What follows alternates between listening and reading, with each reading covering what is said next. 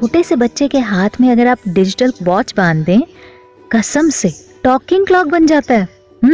हर second आपको time का पता चलता रहता है, चाहे आप जानना चाहें या नहीं। नहीं विश्वास तो कोई नहीं, ट्राई करके देख सकते हैं, फिर बताना मुझे अपना एक्सपीरियंस। वैसे टाइम का पता इन जनरल या फिर कह सकते हैं उसकी जो इम्पोर्टेंस है इंसान को तब पता लगती है ना जब वो हाथ से निकल जाता है। और फिर ऐसी सिचुएशन में इंसान लाख चाहे कितनी कोशिश कर ले, वो टाइम हाथ में आता ही नहीं।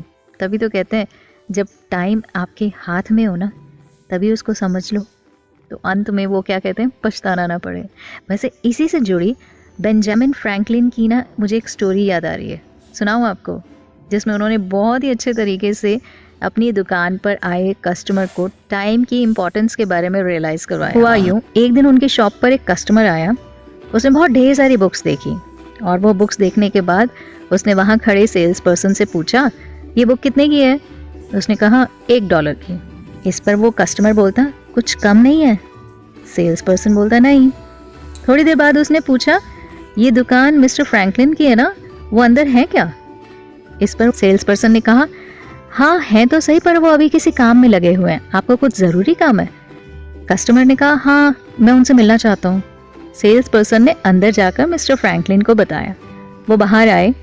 कस्टमर मिस्टर फ्रैंकलिन का जानने वाला था। उसने मन में सोचा कि मिस्टर फ्रैंकलिन उससे जान पहचान के कारण जाहिर सी बात है थोड़े कम पैसे लगाएंगे बुक के।